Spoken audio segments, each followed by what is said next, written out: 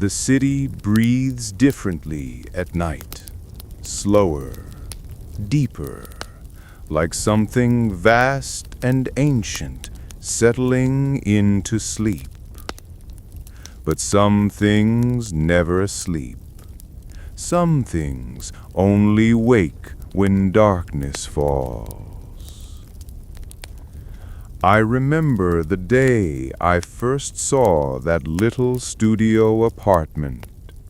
23 years old, fresh out of college, drowning in student loans that felt like chains around my neck. The rent was cheap, too cheap, maybe. But when you're counting every dollar, every cent, you don't ask too many questions about why something costs less than it should. The building stood 3 stories tall, narrow, pressed between 2 others like books on a shelf. Red brick that had seen better decades, fire escapes that groaned in the wind, windows that reflected the gray Chicago sky like tired eyes.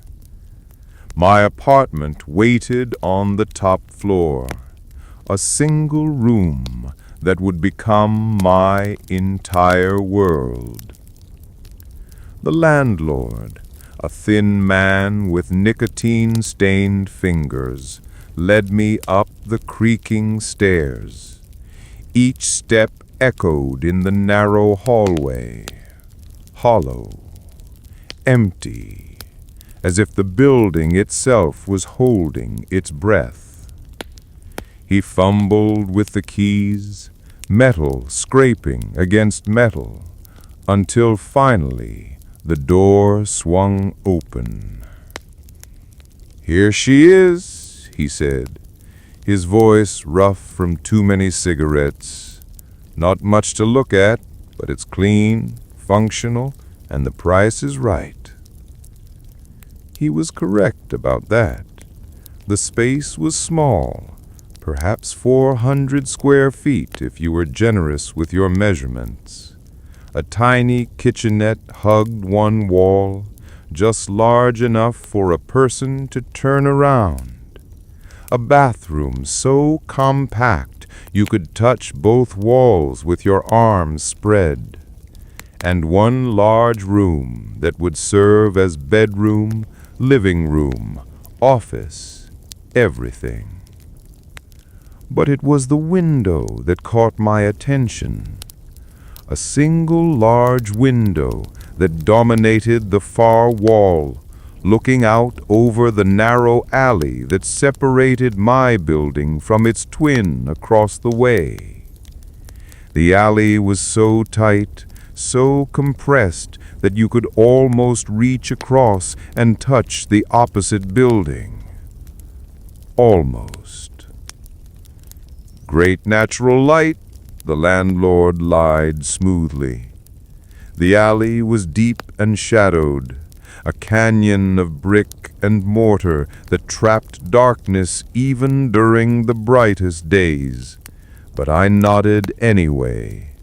I needed this place. I needed somewhere, anywhere, to call my own. The lease was signed within the hour. Moving in was simple when you owned almost nothing. A mattress, a small dresser, a table that served as both desk and dining surface, a single chair, some dishes, and clothes that fit in 2 garbage bags. Everything I owned in the world could be moved in one trip with a borrowed truck. That first night, I sat on my mattress on the floor, eating take-out Chinese food from a paper container, looking out that window at the building across the alley. It was nearly identical to mine. Same red brick, same narrow windows, same fire escape zigzagging down its face like a scar. But the windows were dark, all of them, as if the building was empty, abandoned, waiting. I got a job bartending at a lounge on the north side, night shifts, which suited me fine.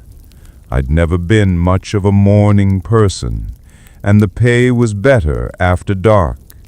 Tips flowed more freely when people had been drinking. The work was steady, mindless, pouring drinks and listening to strangers tell their stories, their problems, their secrets. I usually got home around 2:30, sometimes 3 in the morning. The city was different at that hour, quieter. The street lights blinked red and yellow at empty intersections. Street lights cast long shadows that seemed to move on their own. The few people you saw walking the sidewalks moved quickly, heads down, as if they knew something was following them. My routine became predictable.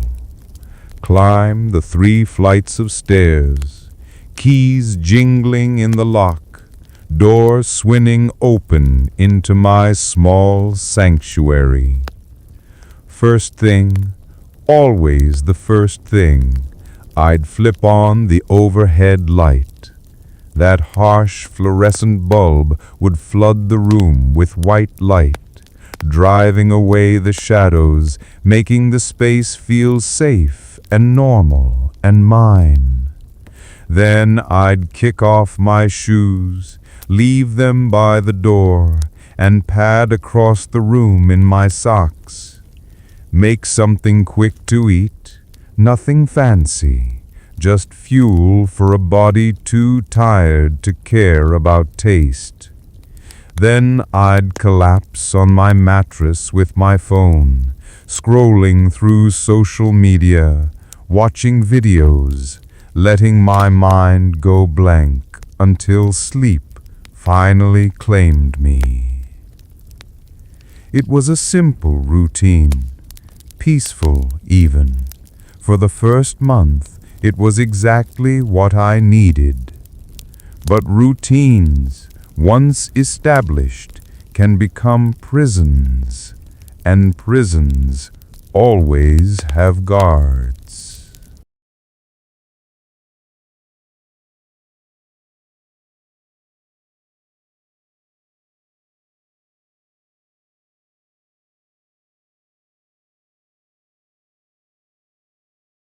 It was a Tuesday night in October when I first saw it.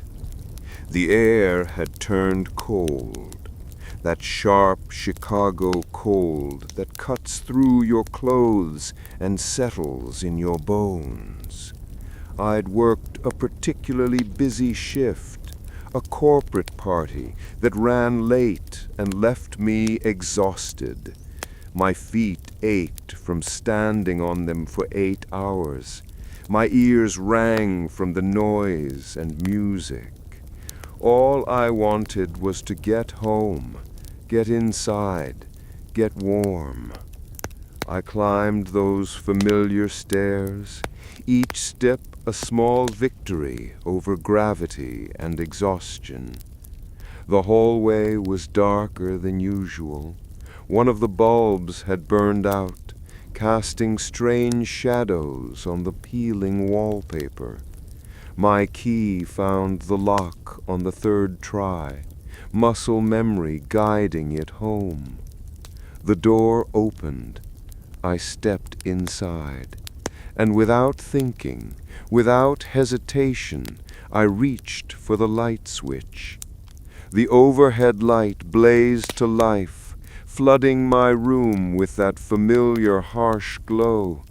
I started to turn away, started to close the door behind me, when something made me look toward the window. movement. Just a flicker, a shift in the darkness across the alley. One of the windows in the building opposite mine, a window that had always been black and still, showed the slightest disturbance, a curtain, moving, twitching, as if someone had just dropped it back into place. I froze, my hand still on the light switch, my body half turned toward the door. I stared at that window. It was dark again now, still, as if nothing had happened. But I had seen it, that small movement, that tiny betrayal of presence. For a long moment I didn't move, didn't breathe. The silence in my apartment felt heavy, oppressive, like the moment before thunder. My heartbeat seemed too loud in the stillness. Then logic reasserted itself. It was nothing, a draft maybe. Old buildings were full of drafts. Curtains moved all the time. Or maybe someone did live there. Maybe I'd just startled them when my light came on. Maybe they were as surprised to see me as I was to see them. I shook my head, feeling foolish, paranoid. I was tired, that was all, seeing things that weren't there. I closed the door, locked it, and went about my normal routine. But that night, sleep didn't come easily. I found myself lying in the dark, facing away from the window, trying not to think about that curtain, that movement, that sense of being observed. The next night, I paid attention. I came home at my usual time, tired but alert, climbed the stairs with deliberate quiet, unlocked my door and stepped inside, but this time I didn't immediately turn on the light. Instead, I stood in the darkness for a moment, looking across the alley at that window. Nothing. Black and still. Then I flipped the switch. Light flooded my room, and in that same instant, the curtain across the alley moved. Not a subtle twitch this time, a clear, deliberate movement. Someone pulling it aside just a fraction, then letting it fall back into place. My blood turned to ice water. Someone was there. Someone was watching, and they were timing their observation to my arrival. I stood frozen in my doorway, staring at that now still window, my mind racing. This wasn't coincidence, wasn't accident. Someone across the alley knew my schedule, knew when I came home, and was waiting for me. But why? What did they want? What were they looking for? I forced myself to move, to go through my normal routine, made food I couldn't taste, sat on my mattress with my phone, but the screen might as well have been blank. All I could think about was that window, that curtain, that unseen presence watching me from the darkness. That night I dreamed of eyes, dark eyes, unblinking, staring at me from across an endless black space. When I woke, I was facing the window, and for one heart-stopping moment I thought I saw a shape standing there. But when I blinked, it was gone. Just the curtain, just the darkness, just the doubt that was starting to eat at me like acid.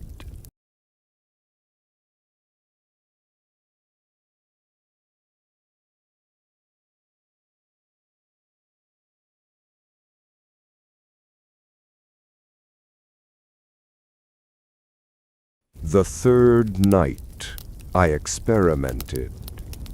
I came home at my usual time, but instead of immediately turning on the lights, I sat in the dark, positioned myself by the window where I could see across the alley, and waited. Minutes passed. 5, 10, 15. Nothing moved in that opposite window. The curtain hung still and lifeless. Then I got up, walked across my apartment, and flipped on the overhead light. Immediately, the curtain shifted. A hand, pale in the darkness, pulled it aside just enough for someone to peer through. Then it dropped back into place. My legs nearly gave out. Someone was definitely there. Someone was definitely watching, and they were waiting for my light to come on before they looked. But why? What kind of person did that? What kind of person sat in the darkness, waiting, watching, timing their surveillance to a stranger's routine? I turned off the light and moved back to the window. In the darkness, I waited again. 20 minutes this time. Nothing. No movement. No sign of life. Light switch on, curtain moves. Light switch off, curtain still. It was a pattern, a ritual, and I was part of it whether I wanted to or not. Over the next week, I tested every variation I could think of. Some nights I came home early. Some nights I stayed out later. Sometimes I used just the small lamp by my mattress instead of the overhead light. Sometimes I used my phone's flashlight. The results were always the same. The moment any light came on in my apartment, the curtain across the alley would shift. Someone would look, then retreat back into the darkness. I started keeping a journal, documenting each incident, time of arrival, type of light used, duration of the curtain movement. I was building a case, evidence of harassment or stalking or something, some crime that I could report to someone who would care. But what crime exactly? Looking out a window wasn't illegal. Neither was moving a curtain.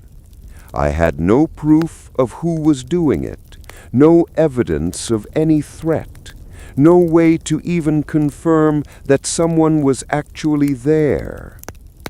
It could have been an elaborate prank, or my imagination, or some perfectly innocent explanation that I was too paranoid to see. But deep down, in that part of my mind that evolution had fine-tuned for detecting predators, I knew better. This wasn't innocent. This wasn't normal. Someone was studying me, learning my habits, cataloging my routine.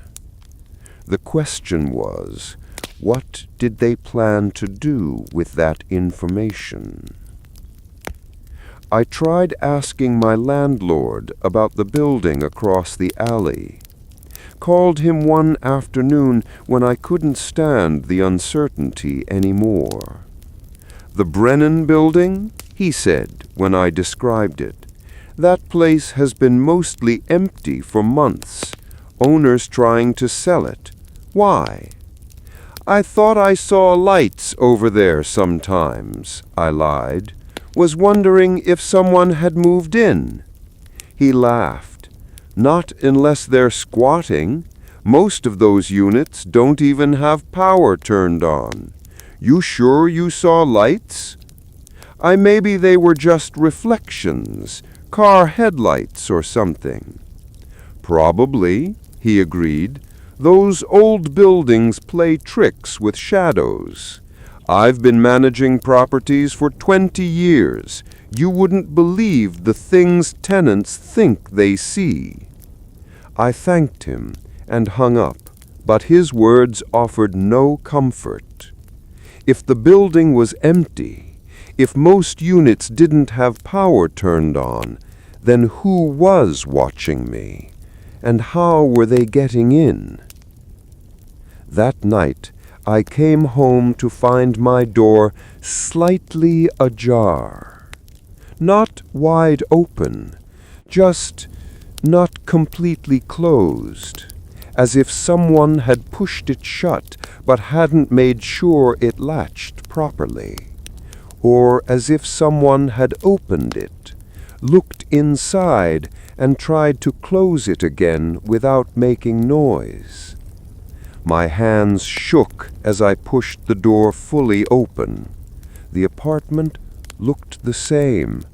Nothing obviously moved or missing, but there was a feeling, a presence, as if the air itself had been disturbed. I checked the lock. No signs of forced entry. No scratches on the metal. Whoever had been here, if someone had been here, they'd either had a key or were very good with locks. I called the landlord again. "You're sure you locked it?" he asked when I explained what I'd found. "I'm positive," I said. "I always lock it, every night." "These old buildings can be tricky," he said. "Sometimes they don't catch properly. Looks like it's locked from the outside, but isn't really." "Can you come over and check it?" I asked. He sighed. "I suppose, but it'll have to be tomorrow. I'm in Naperville tonight." "Tomorrow's fine," I said, though tomorrow felt like an eternity away. That night, I didn't sleep at all. I sat in a chair facing the door, a knife from my kitchen in my lap, watching and listening for any sound that didn't belong. Every creak of the old buildings settling made my heart race. Every car passing in the alley below sounded like footsteps on the stairs. But nothing happened.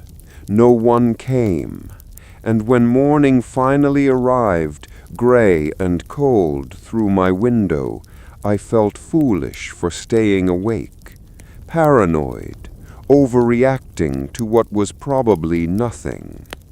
But I couldn't shake the feeling that someone had been in my apartment, that someone had stood where I was standing, looked at my things, learned more about my life than any stranger should know. The landlord came by the next evening, a Tuesday. He examined the lock, tested the door, and pronounced everything normal. "These old buildings shift," he explained. "Settlement, temperature changes. Sometimes doors that seem locked aren't really locked. They sometimes pop open on their own." "Has this happened to other tenants?" I asked. "Now and then," he said. "Nothing to worry about. But if it makes you feel better, I can install a deadbolt, extra security."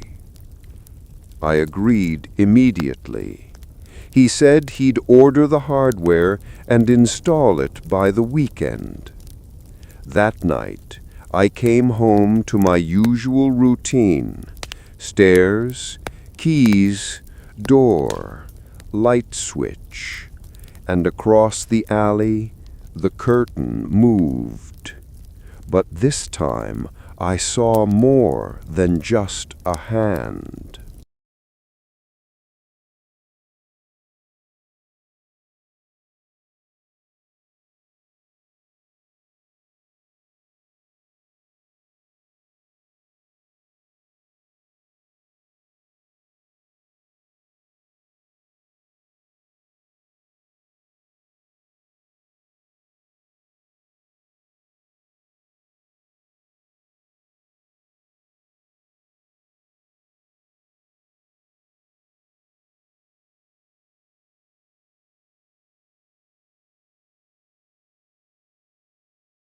In that brief moment when the curtain parted, when the pale hand pulled the fabric aside, I saw a face.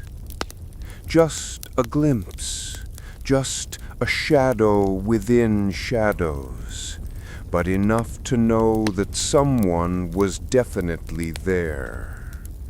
Someone with hollow cheeks and dark eyes that seemed to absorb the light rather than reflect it. Someone who had been watching me for weeks, studying me, learning everything they could about my life and my habits. The curtain dropped back into place almost immediately, but that face, that presence, burned itself into my memory like a brand. I stood frozen in my doorway, staring at the now still window, feeling exposed and vulnerable in ways I'd never experienced before. This person, this watcher, knew when I came home, knew my routine, had possibly been inside my apartment. What else did they know? Where I worked, what time I left in the morning, whether I had friends or family who might miss me if something happened. I forced myself to move, to go through my normal routine, but every action felt performative, as if I was putting on a show for an audience of one. Making dinner became theater. Checking my phone became a carefully choreographed dance, because I knew they were watching, knew they were taking note of everything I did, and I had no idea why. Sleep that night was impossible. I lay on my mattress, facing away from the window, but I could feel those eyes on me even through the glass, even through the darkness. The sensation was so strong that several times I rolled over, convinced I would see a shape silhouetted against the window, but there was never anything there. Just the knowledge that somewhere across that narrow alley, someone was awake, someone was thinking about me, someone was planning something. The next few nights followed the same pattern. I would come home, turn on the lights, catch a glimpse of movement in that window. But now, knowing what I was looking for, I began to see more details.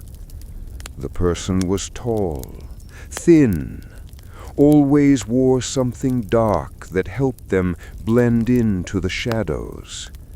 They moved carefully, deliberately, like someone accustomed to not being seen, and they always retreated the moment they realized I was looking back. But the watching never stopped. Even when I couldn't see them, I could feel their presence, that weight of unseen eyes that made my skin crawl and my nerves sing with tension. I started varying my routine more dramatically, coming home at different times, using different lights, sometimes not turning on any lights at all, just sitting in the dark and waiting. But they adapted to my changes. If I came home early, they were there. If I came home late, they were there. If I sat in darkness, they waited until I finally gave in and turned on a light. It was as if they had nothing else to do but watch me, as if surveillance had become their full-time occupation. I considered calling the police, but what would I tell them? That someone was looking out their window? That I thought I was being watched? Without proof of a crime, without evidence of a threat, what could they do? So I began documenting everything, taking photos when I could, though the curtain movements were always too quick to capture clearly, writing down times and dates and descriptions, building a file that might someday mean something to someone who could help. But as the days passed, as the watching continued, I began to realize that this person wasn't content to simply observe from a distance. They were getting bolder. The first sign was the footprints. I noticed them on a Thursday morning when I left for work. Muddy impressions on the concrete steps leading up to my building's entrance. Fresh prints made sometime in the night leading from the alley to my door. The prints were large, size 11 or 12, made by boots or heavy shoes, and they stopped right at the entrance to my building, as if someone had stood there for a while, looking up at the windows before walking away. I followed the trail back toward the alley. The prints led to the narrow space between my building and the next, and then disappeared on the asphalt. But the message was clear. Someone had been here. Someone had stood outside my building in the middle of the night. Someone who lived across the alley but had crossed over to my side. That evening, I mentioned the footprints to my landlord when he came by to install the deadbolt. "Probably just someone taking shelter from the rain," he said as he worked on the lock. "Lots of foot traffic in this neighborhood." "At 3 in the morning?" I asked. He shrugged. "City never sleeps. People work all kinds of hours." The new deadbolt was solid and reassuring, a heavy brass lock that required a key from both sides. I tested it several times, satisfied with the solid click it made when engaged. "That should give you some peace of mind," the landlord said as he packed up his tools. "Nobody's getting through that without a key." I thanked him and locked the door behind him. The deadbolt did make me feel safer, more secure in my small apartment, but it couldn't protect me from the eyes that watched from across the alley. It couldn't stop the feeling of being studied, catalogued, hunted. That night, I came home to find something new.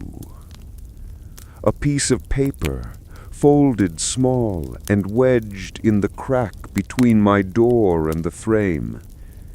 At first glance, it looked like a flyer or advertisement, the kind of junk mail that delivery people stuffed into every available crevice. But when I pulled it free and unfolded it, my blood turned to ice. Written in pencil, in shaky handwriting that looked like it belonged to someone very old or very sick, was a single word. Hey. Just that. Nothing more. No signature. No explanation. Just a greeting, casual and friendly, that felt like the most sinister thing I'd ever received. Because I knew with absolute certainty where it had come from. The watcher across the alley wasn't content to simply observe from a distance. They wanted me to know they were there.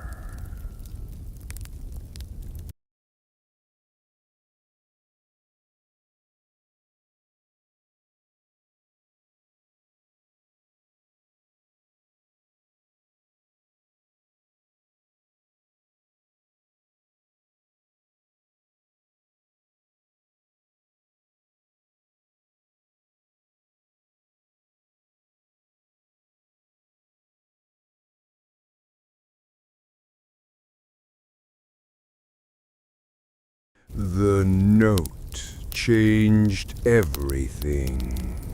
It wasn't the word itself. Hey was harmless enough. The kind of greeting you'd exchange with a neighbor or co-worker. But the context, the method of delivery, the timing, all of it combined to create something deeply unsettling. This person had crossed the alley, had climbed the stairs to my floor, had stood outside my door, close enough to touch the wood, close enough to hear if I was moving around inside. And they had left me a message that served no purpose except to let me know they could reach me whenever they wanted. I held the paper with shaking hands, staring at the wobbly handwriting. The pencil marks were light, as if written by someone trying to be quiet even while writing, or someone whose hands weren't entirely steady. But why? What did they want?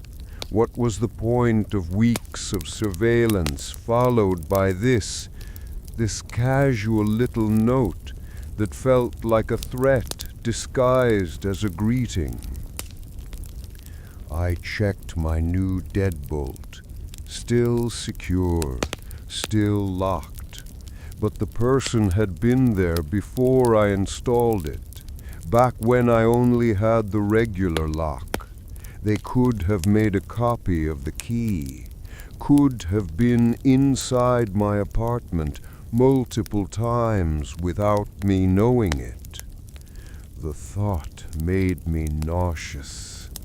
I grabbed my phone and called the one person I trusted completely. Jamie, my best friend since college. The person who knew me well enough to tell when I was genuinely scared versus just being dramatic. I need to come over, I said when she answered. Something's wrong. She heard the fear in my voice immediately. What happened? Are you hurt? I'm not hurt, but I need to get out of here. Can you pick me up? I don't want to walk to my car alone. I'm on my way, she said without hesitation. Pack a bag. You're staying here tonight. I threw essentials into a backpack, enough for a few days if necessary. Toiletries, clothes, my laptop, anything that felt important. The whole time I was acutely aware of the window behind me. Was someone watching me pack? Were they taking note of my fear, my preparation to flee? I didn't look, couldn't bear to see that curtain move, to know that my panic was entertainment for someone who had made me their hobby.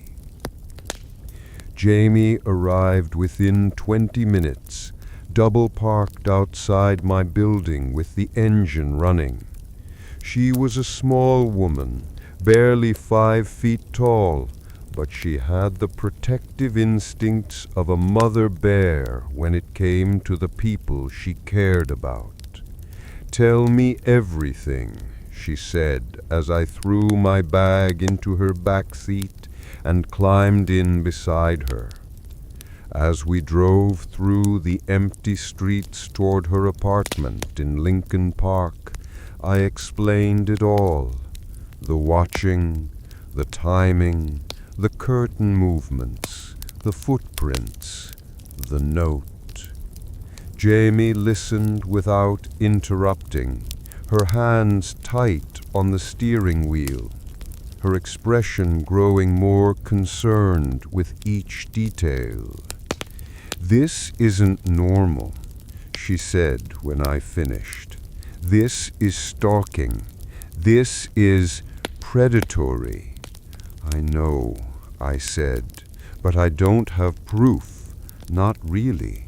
A note that says, 'Hey,' isn't exactly threatening." "The hell it isn't," she said sharply. "Someone has been watching you for weeks, learning your routine. They've been to your building, to your door. They know where you live, where you work, probably where you shop and eat and spend your free time." She was right, of course, but hearing it laid out so starkly made the situation even more hopeless. "What do I do?" I asked. "First, you file a police report. Get this on record. Start a paper trail. Then you move. You get out of that apartment and away from whoever this is." "I can't afford to move," I said. "I just signed a lease. I don't have money for deposits and moving expenses." "Then you stay with me until you figure it out. You're not going back there alone, not until this gets resolved." That night, I slept on Jamie's couch for the first time in weeks. Really slept, without the weight of unseen eyes pressing down on me, without the constant awareness of being observed. It was the most peaceful rest I had since the watching began. But it couldn't last forever. I had a lease, a job that required me to be in the city, a life, however small and precarious, that I couldn't just abandon. The next morning, I called the police. The officer who took my report was polite but skeptical. He listened to my story, took notes, asked questions about the timeline and the evidence. But I could see in his expression that he didn't consider this a high priority case. "Has this person made any direct threats?" "Not exactly," I admitted. "Just the note that says, 'Hey.' Have they tried to enter your apartment?" "I think so, but I can't prove it." "Have they approached you in person, followed you, made any attempt at physical contact?"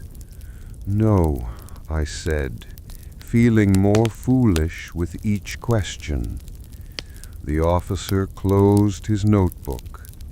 "I'll file this as a suspicious person report, but without evidence of a crime or a direct threat, there's not much we can do. Keep documenting everything. Take photos if you can, and call us immediately if the situation escalates." I left the police station feeling more alone than ever. Even the authorities, the people whose job it was to protect citizens from exactly this kind of situation, couldn't help me without proof of wrongdoing.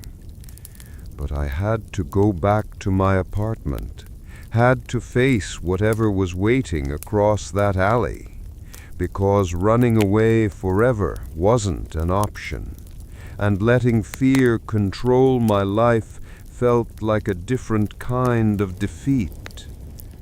That afternoon, I returned to my building.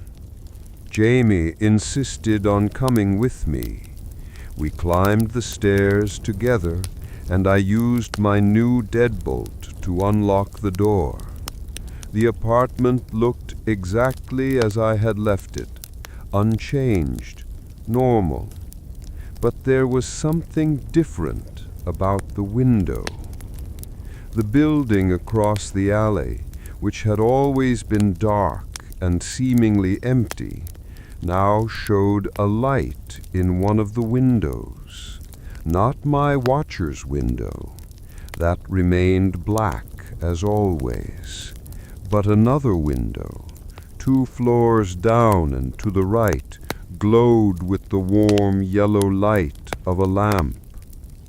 "Someone's over there," Jamie said, following my gaze. "That's not the right window," I told her.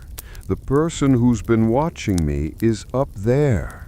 I pointed to the dark window that had haunted my nights. "Maybe they moved," Jamie suggested. "Or maybe there's more than one person living in that building." The thought that multiple people might be involved, that this might be more than just one disturbed individual, made my stomach clench with new fear. "I'm staying the night," Jamie announced, "on your couch, just in case." I was grateful for the company, but I also knew it couldn't become a permanent arrangement. Jamie had her own life, her own job, her own responsibilities. She couldn't be my bodyguard indefinitely. That evening, we ordered takeout and tried to make the situation feel normal. Watched movies on my laptop. Talked about work and friends and anything except the windows across the alley. But when it came time to turn on the lights, I found myself hesitating. "Go ahead," Jamie said softly. "I'm here. We're both watching." I flipped the switch. The room filled with light, and immediately the curtain in the dark window moved, just as it always did. A hand pulling the fabric aside, a glimpse of that pale face, then darkness again. But this time, Jamie saw it too. "Jesus Christ," she whispered, "there really is someone there." Having a witness, someone who could confirm that I wasn't imagining things, should have been a relief. But instead, it made everything more real, more frightening. Because now I knew for certain that this wasn't paranoia or stress or an overactive imagination. Someone was definitely watching me, and they had been doing it for so long, so consistently, that it had become routine, which meant they weren't going to stop anytime soon. "Tomorrow," Jamie said, her voice shaky but determined, "we're going to that building. We're going to find out who this person is and what they want." I nodded, though the thought of confronting my watcher face to face filled me with dread. But Jamie was right. This had to end, one way or another.